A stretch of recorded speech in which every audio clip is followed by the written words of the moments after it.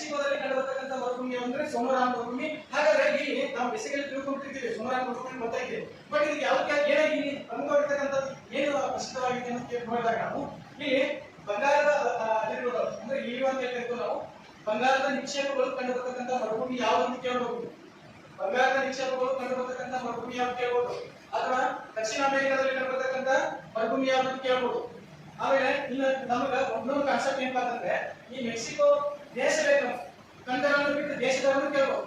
ಹೌದಾ? ಹಾಗಾದ್ರೆ ಇಲ್ಲಿ ನಾವೆಲ್ಲ ಪ್ರಪಂಚದ ಭೂಪ್ರದೇಶದ 33% ಅರ್ಥ ಮಾಡ್ತೀವಿ.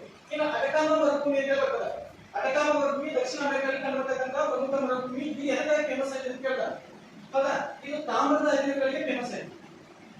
ತಾಮ್ರದ ಅದಿರುಗಳಿಗೆ ಫೇಮಸ್ ಆಗಿದೆ ದೇಶಿ.